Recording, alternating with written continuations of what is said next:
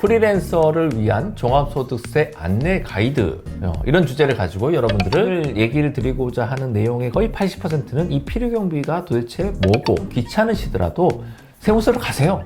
요새 작년에 한번 느껴보니까 네. 코로나 때문에 요새 또 저거 안 받아준다고 하더라고요. 그 장부가 가짜로 판명이 되어가지고 나중에 조사가 일어나게 된다 그러면은 케이스 2로 세무서 가셔가지고 요새는 그냥 바로 그 우편을 보내시면 됩니다. 네네. 그래서 제 현실 감각이 좀 떨어지게 됩니다. 네. 그렇기 때문에 프리랜서들이 가장 취약한 이렇게 노출이 되어 있는 부분인 것 같아요.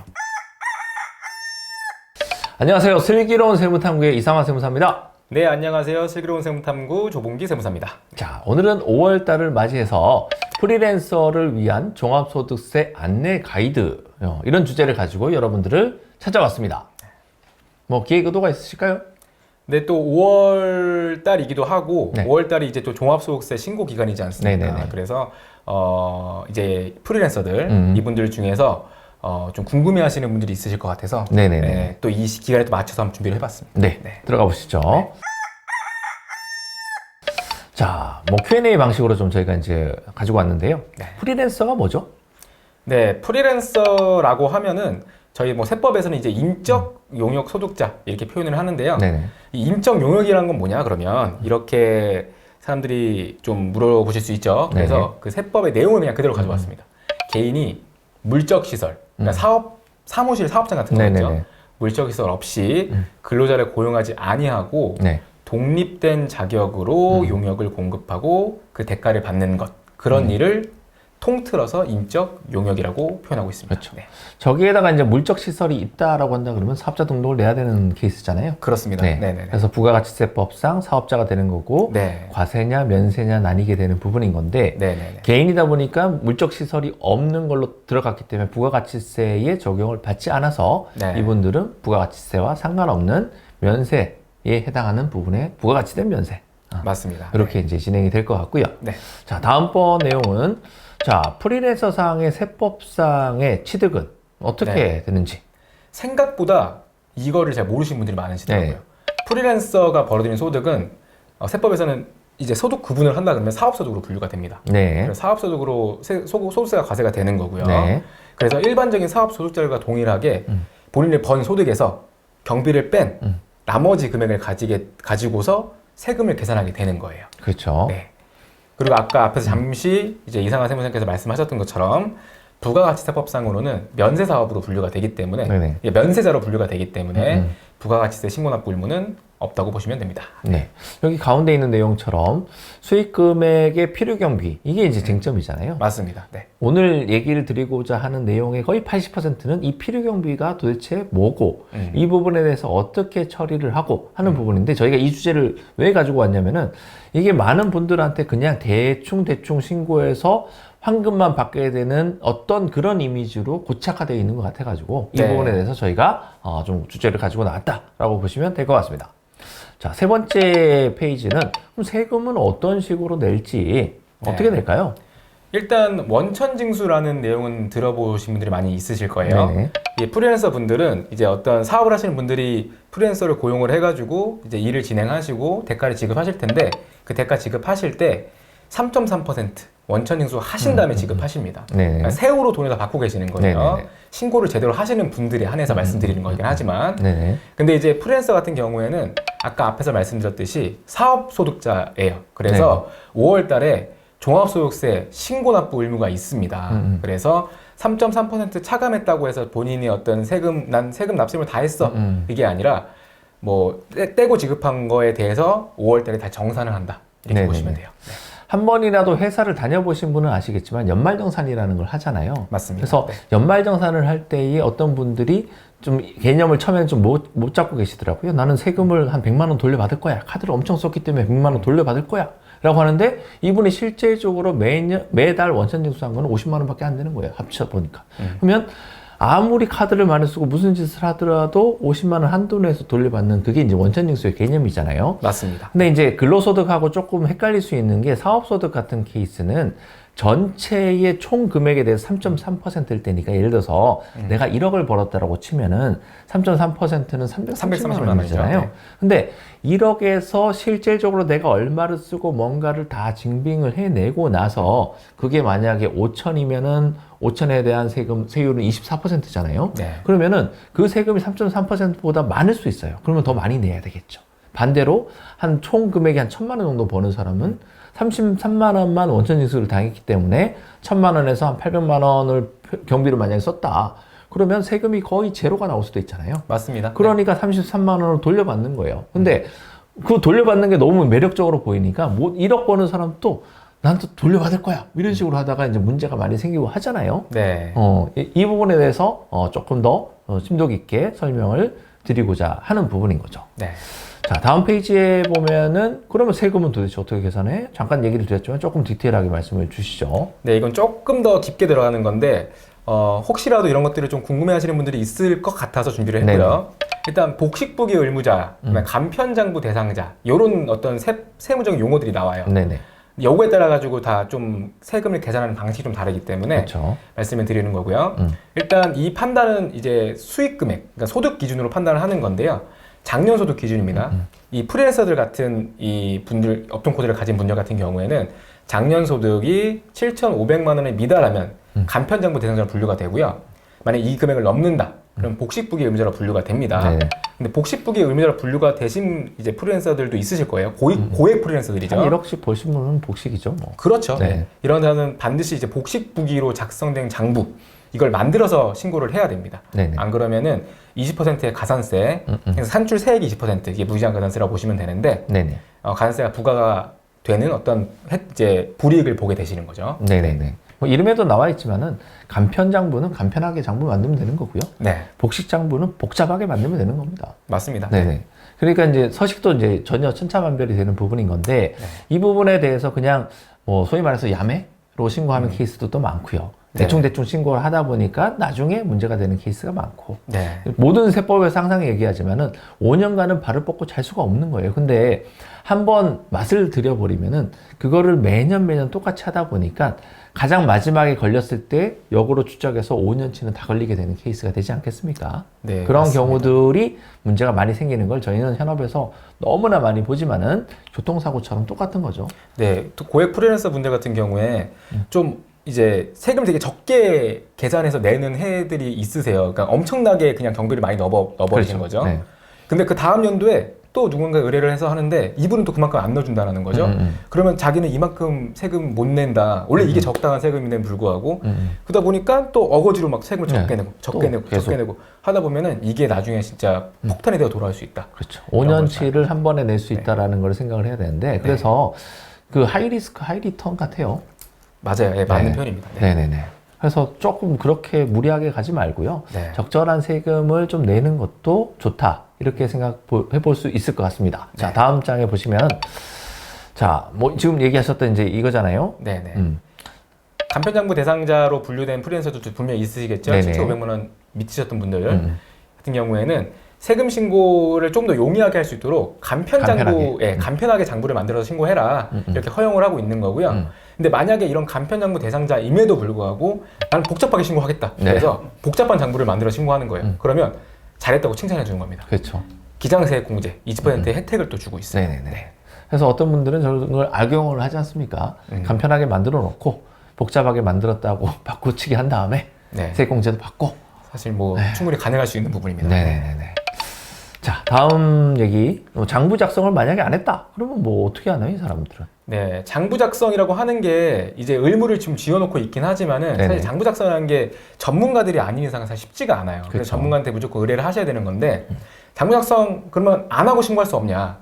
하실 수는 있습니다. 그렇죠. 네, 할 수 있는데 그래서 이제 국가에서는 추계 신고라는 개념을 두고 있어요. 추계 신고 시에는 말 그대로 장부 작성 없이 신고를 하는 건데요. 그때는 법에서 정해놓은 경비율이 있습니다. 그 경비율을 가지고서 실제 장부상으로 경비는 인정이 안 되지만 이 경비율까지는 인정해 주겠다라고 해서 경비를 정해놓은 게 있는데 이 경비율이 이제 단순 경비율, 기준 경비율 이런 개념이 있습니다. 작년 소득이 2,400만 원에 미달하는 그냥 되게 소규모 프리랜서들이겠죠. 이 분들은 단순 경비율 적용 대상자가 돼요. 그리고 이 2,400만 원을 넘으시는 분들은 만약에 추계 신고하게 된다면 이 기준 경비율을 적용하셔야 됩니다. 네네네. 근데 여기서도 당해년도, 작년 소득을 기준으로 하지만 올해 소득이 만약에 7,500만 원을 넘었다면은 아무리 작년에 2,400만 원 미달했다고 하더라도 단순 경비율 적용이 안 됩니다. 이 점은 꼭 유의를 하셔야 됩니다. 네네네. 뭐 이름에도 또 항상 나와 있잖아요. 제가 이제 쉽게 풀이해주는 이제 사람처럼 보이는데 추계 신고, 추정 계산을 한다라는 부분에 해당을 네, 하겠습니다. 그래서 국세청에는 여러 가지 자료들을 이미 많이 가지고 있다는 거죠. 그래서 이 업종 코드를 가지고 있는 사람은 평균을 내봤더니 영세한 사람들은 이 정도 경비를 쓰더라. 조금 규모가 있는 사람들은 이 정도 경비를 쓰더라. 근데 그 얘기가 뭐냐면은 그런 거라는 거죠. 그러니까 7,500 버는 사람하고 2,400 버는 사람하고 밥 먹는 양이 똑같아요. 그렇기 때문에 7,500 벌었다고 해서 경비가 갑자기 한 밥을 3끼를 연달아 먹고 한 끼 먹을 때마다 한 3번씩 먹는 게 아니지 않습니까? 맞습니다. 그렇기 때문에 경비율이 고액으로 올라가면 소득이 올라가면 올라갈수록 경비로 삼아주는 그 비율은 적을 수밖에 없다. 그렇기 때문에 세금을 많이 내게 되는 케이스가 된다라는 부분으로 보면 될 것 같습니다. 그래서 네. 단순은 단순하게 신고, 기준은 어떤 기준을 정해놓고 그 기준대로 신고한다. 이렇게 이해하시면 일단은 이해하기에는 조금 편하게 되실 것 같습니다. 다음 장 또 보시죠. 자, 그럼 계산 방법이 나오지 않습니까? 네. 네. 아까 앞에서 말씀드렸듯이 되게 소규모 프리랜서들 단순 네네. 경비를 적용받을 수 있으신 분들이 만약 추계 신고하신다. 그랬을 때에는 저기 경비율이 64.1%로 계산이 됩니다. 저거는 이제 기타 자영업 업종 코드 940909 기타 자영업자를 기준으로 네. 경비를 뽑은 겁니다. 업종마다 다 다른 거죠, 저희. 다 다릅니다. 네네. 다 다른데 좀 대표적인 어떤 업종을 가지고 온 거고요. 64.1%를 경비율로 인정해 준다라는 거예요. 단순 경비율자든. 네. 이게 워낙에 이제 영사이기 때문에. 그렇죠. 근데 기준 경비율로 만약에 계산되어야 되는 경우에는 이 계산식이 나오죠. 둘 중에 적은 금액으로 해라. 네. 첫 번째 같은 경우에는 저게 기준 경비율 17.3%가 이제 기준 경비율인데요. 위에 비해서 확연하게 떨어지죠. 확 떨어졌죠. 네. 네. 저 금액만큼 그냥 경비로 인정받고 만약에 증빙으로 이제 증빙할 수 있는 확인할 수 있는 일반적인 매입 비용이나 임차료, 인건비 같은 것들이 있다면 그것까지는 인정해 준다. 만약 네네. 그런 게 없으면 17.3%만 경비로 인정해 줄게. 저기 증빙경비라고 하는 거는 세금 계산서를 받아야 되는 부분입니다. 세금계산서 현금 영수증 같은 것들이 있어야 되는 것들이죠. 네. 근데 이제 대다수 분들이 저걸 가짜로 신고하는 케이스가 많다는 거죠. 네, 근데 이제 맞습니다. 기준경비로 신고할 때는 가짜로 신고할 수가 없고 저걸 장부로 만들어서 임의적으로 금액을 이제 뽑아내겠죠. 네. 그래서 저기 나오다시피 17.3%, 64%에 대비해서 상당히 적게 주고 있고요. 복식부기 의무자는 페널티를 더 줘요. 그래서 네. 17.3%에서도 50%를 차감하면은 한 8%, 9%, 뭐 8% 정도 8% 정도 되겠죠. 네네네. 그러니 1억 수익 금액이면 8%면은 800만 원이잖아요.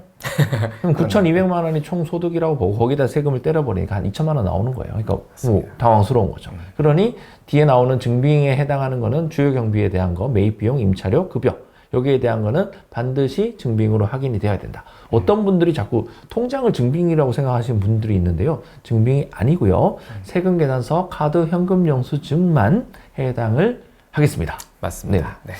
또 다음 장에 보면은 계산 구조가 이제 이렇게 나온다는 부분이에요. 네, 이거는 참고사항으로 넣었는데요. 네. 일단은 과세표준 계산할 때 이제 종합소득금액 앞에서 그 공제 좀 빼주죠. 예, 네. 방식으로 계산하는 어떤 그런 소득금액에다가 각종 공제 같은 거 빼주고 그걸 기준으로 이제 세율을 곱해서 산출세를 계산하고 네네. 그다음에 아까 앞에서 말씀드린 뭐 기장세 공제 같은 거 빼주고 또 앞에서 잠시 말씀드렸던 뭐 무기장 가산세 같은 거 더해주고 네네.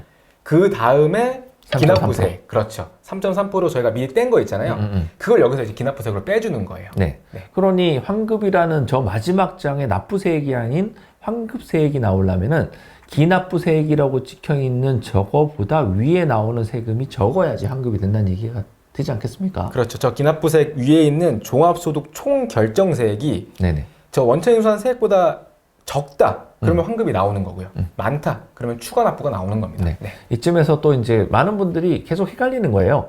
이게 3.3%는 굉장히 미비해 보이는데 왜 환급이 나오지? 라고 하는데 이 3.3%는 내가 벌어들인 총 금액에 대해서 3.3%를 한 거고요. 위에 나오는 세액은 내가 총 벌었던 거에서 뭐 쓰고 커피 먹고 택시 타고 뭐 한 거를 다 차감한 다음에 나오는 금액에다가 세율은 그렇죠. 15%가 될 수도 있고 24%가 될 수도 있고 더 높은 세율이 될 수도 있지만 번 게 별로 없으면, 그러니까 택시를 뭐 주구장창 24시간을 탔다 그러면은 네. 그만큼의 소득이 적게 잡히니까 1억 벌어서 9천만 원 비용으로 다 쓰고 나면은 1,000만 원이잖아요. 1,000만 원이면은 세율이 거의 한 뭐 60만 원, 50만 원 이 정도 세금이 이 정도 나오잖아요. 최저 세율이니까요. 그러니 1억 대비해서 3.3%는 330만 원인 거고 거기에 차감을 한 금액을 환급이 되는데 택시를 24시간 타는 게 말이 안 되고 밥을 24시간 먹는 게 말이 안 되니까 결국에는 쓸 수가 없다라는 부분인 거예요. 그런데 어거지로 해놓는 케이스가 상당히 많더라라는 부분인 거고 다음 페이지에 이제 이 케이스를 이제 잡아오셨죠. 네, 그냥 간단하게 계산해 본 건데요. 네. 아마 이 표는 잘 안 보이실 거예요. 네. 그러니까 저희들은 잘 보이지만 처음 보시면 잘 안 보일 텐데 제가 간단히 설명 좀 해드리면요. 네. 일단 올해 소득이 5천만 원입니다. 네. 올해 프리랜서 5천만 원 버신 거예요. 근데 케이스를 왜 이렇게 자주 나눠놨냐? 작년 소득 기준으로 그쵸. 판단하기 때문에 나누는 겁니다. 그래서 케이스 그 작년이라는 게 그거잖아요.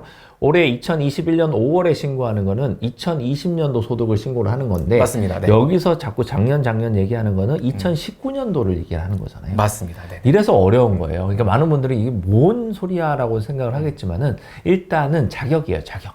우리가 뭐 어디 뭐 들어갈 때에 이제 붙인다. 라고 한다 그러면 여기는 스페셜, 여기는 이제 B급, 여기는 뭐 C급 이렇게 한다라고 했었을 때에 2019년도에 내가 얼마 벌었는지에 따라서 등급이 이제 매겨지는 네, 거고. 맞습니다. 네. 제일 억울한 케이스가 그런 거잖아요. 2019년도 찬란했어. 근데 2020년도 쫄딱 망했어. 그럼에도 불구하고 엄청난 방법으로 세금을 내야 될 수도 있다라는 부분이지 않습니까? 네, 그런 사람이 이제 케이스 5번에 해당하는 네네네. 그런 사람. 그래서 그대로 이제 이해를 하시고 설명을 해주시죠. 네. 네, 케이스 1 같은 경우에는 작년 소득으로 통해서 단순 경비를 적용받게 되는 사람입니다. 네네. 이 사람 같은 경우에는 사업소득 금액이 아까 이제 64%. 64.1% 그 940909 업종코드를 가정했을 때 확 줄어들죠. 그래서 쭉 계산해 보면은 총 부담 세액이 140만 원이 나오고요. 네네. 근데 원천인수한 세액이 165만 원이에요. 그러니까 그래서 20만 원. 환급이 나오시는 이런 케이스가 되는 거예요. 그러니까 이렇게 환급이 나오는 케이스가 분명히 있습니다. 네네네. 근데 100%는 아니라는 걸 분명히 아셔야 돼요. 여기서 한 가지 팁 들어도 될까요? 네네. 단순 경비율에 해당하시는 분들은 어떻게 할 수 있냐면은 5월 달에 국세청에서 용지가 와요. 맞습니다. 용지에 보면은 단순 경비율이라고 쓰여 있잖아요. 네. 그러면 좀 귀찮으시더라도 세무서로 가세요. 세무서 가셔가지고 요새는 그냥 바로 그 우편을 보내시면 됩니다. 그 세무서도 서류. 달라졌구나. 서류 우편을 보내시면은 네네. 사인해서 보내면 그냥 환급이 나오더라고요. 네. 다른 뭐 세무사 찾지 마시고요. 네. 그냥 조봉기 세무사가 얘기한 대로 그냥 하시면은 네. 뭐 수수료 정도는 벌 수가 있습니다. 네. 맞습니다. 네. 팁이었습니다. 네, 케이스 2번 같은 경우에는 동일하게 5천만 원을 버셨는데 네. 작년 소득이 이제 그 2,400만 원이 넘어섰던 거죠. 네네. 그래서 기준 경비율 적용 대상자이신 분이고 그냥 추가 신고하신 경우예요. 네. 이 경우에는 아까 뭐 17.3%였나요? 네네. 그만큼만 인정을 받아서요. 4,100만 원이 사업소득이 돼요. 음흠. 그러니까는 같은 걸 벌었는데도 세금이 지금 확 달라질 수밖에 없는 상황이 되는 거죠. 추가 신고 시에. 네네. 이렇게 해서 계산하면은 네. 총 소득세 부담액이 530만 원, 근데 기납부세액이 165만 원이었으니까 360만 원을 이제 더 납부를 하셔야 되는 결과가 나오는 거죠. 이런 분들은 숨도 쉬지 말고 세무사를 찾아가시길 바랍니다. 맞습니다. 항상 5월 28일 이쯤에 연락 오시더라고요. 이런 맞습니다. 큰일 납니다. 아무도 그 시간에 한가하신 세무사님은 저처럼 법인만 하는 사람이든지 아니면은 알아서 판단하시길 바라겠습니다. 네. 케이스 3 얘기해 주시죠. 네, 케이스 3은 케이스 2 같은 분이 찾아오신 거예요. 그래서 장부를 작성하신 거죠. 네. 근데 이제 장부 작성으로 인한 경비율을 그냥 40%로 가정했는데 네네. 경우에 따라서 높아질 수도 있습니다. 그렇죠. 많이 높아지시면 썼으면. 높아지시면은 당연히 사업소득 금액이 낮아지겠죠. 근데 40%를 가정했을 때 네네. 장부를 복식으로 또 작성을 하셨어요. 네네. 그래서 3천만 원에 대한 사업소득 금액에 대해서 쭉 계산을 해보면요. 여기 보시면 기장세액공제도 들어가 있습니다. 네네네. 그래서 쭉 계산을 해보시면은 한 270만 원으로 세금이 줄어들어 있죠. 그래서 원래는 360만 원을 내실 거를 한 100만 원만 내시게끔 이렇게 계산이 된 겁니다. 네. 네.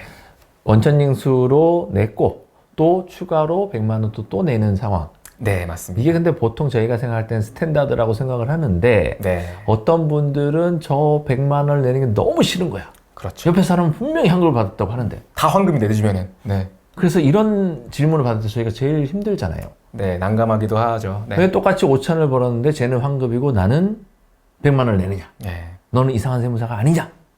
나는 이상하다. 이렇게 얘기를 했는데 그렇죠. 이게 답답한 경우가 있습니다. 이게 나중에 그러니까 결국에는 가짜 경비를 많이 넣어가지고 환급을 시켜줬는데 문제는 이게 나중에 세무서에서 문제를 삼으면은 케이스 2로 간다라는 걸 아무도 모르는 거니까. 맞습니다. 그때 가서 내 실질 잔고가 이렇습니다라고 아무리 주장해도 세무서에서 받아주질 않습니다. 그냥 케이스 2로 가산세와 매겨서 친절하게 고지를 해주기 때문에 제발 좀 더 먹으려다가 뭔가 나쁜 케이스가 벌어지는 거를 좀 방지를 했었으면 좋겠어요. 맞아요. 네.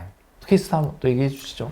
네 번째가 이제 가관이죠. 네 번째는 가관. 네. 작년에 이제 찬란했던 거예요. 네. 작년 찬란했습니다. 1억 찍었습니다. 네네네. 네, 그래서 복식이었어요. 네네. 복식으로 이제 이번에 분류가 된 거죠. 근데 올해는 반토막이 나버린 거예요. 5천만 원밖에 못 벌었는데 그렇죠.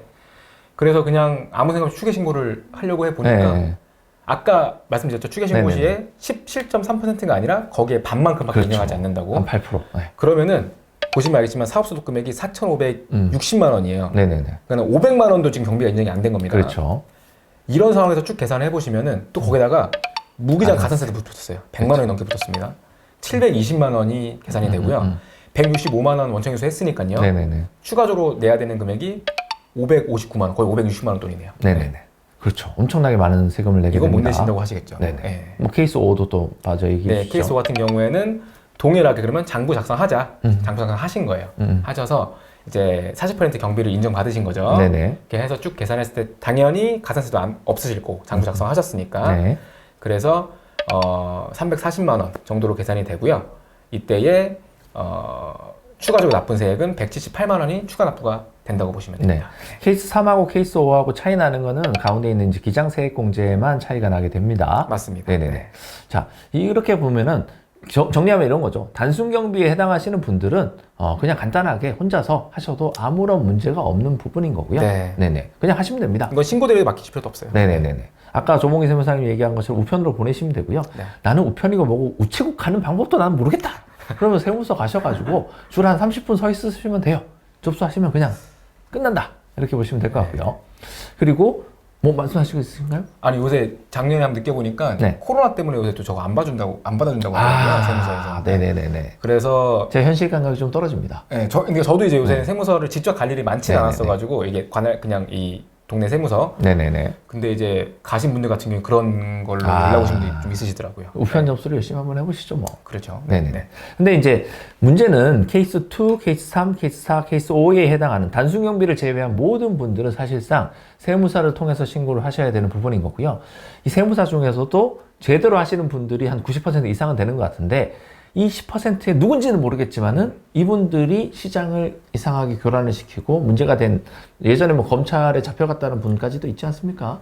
그때 주변에서도 그분한테 신고 맡겼다가 막 자기 경비 없다고 막 찾아다니시는 분들을 봤었습니다. 네네네네. 네, 예. 그래서 그렇게 되면은 아까 얘기한 것처럼 케이스 2, 3, 4, 5에 해당하는 모든 분들은 장부로 신고하면 훨씬 더 유리합니다. 근데 그 장부가 가짜로 판명이 되어 가지고 나중에 조사가 일어나게 된다 그러면은 케이스 2로 모든 게 과세가 되어버립니다. 억울한 상황이 벌어질 수가 있는 부분이에요. 그래서 5천 기준으로 보면 360만 원을 내는데 여기에 가산세 한 40%, 50% 얹어지게 되는 부분이에요. 그럼 요거 하나만 본다 그러면은 세금적으로 한 500, 600 내는 건데 5년 치면은 2,500 정도 되겠잖아요. 근데 문제는 뭐냐면 케이스 2가 그런 케이스인 거고 이 사람이 케이스 4든지 이렇게 돼버리면은 문제는 훨씬 더 심각해지는 상황인 거고 걷잡을 수 없죠. 네. 5천이 아니라 1억 정도 수익 금액을 가진 사람은 더 걷잡을 수가 없는 세금이 대충 한 5년치 하면은 1억 정도 나오지 않습니까? 만세 불러야죠, 진짜. 네. 네네네. 신용불량자 갑자기 됩니다. 네. 그렇기 때문에 프리랜서들이 가장 취약한 이렇게 노출이 되어 있는 부분인 것 같아요. 네. 그래서 바르게 알고 바르게 신고하자. 올해만큼은 좀 바르게 신고합시다. 라는 마음에서 주제를 가지고 왔습니다. 오늘도 유익하셨는지요? 유익하신다고 하시면은 구독! 좋아요. 네. 눌러주시길 바라겠습니다. 슬기로운 세무탐구의 이상화 세무사였습니다. 네, 조봉기 세무사였습니다. 네, 감사합니다.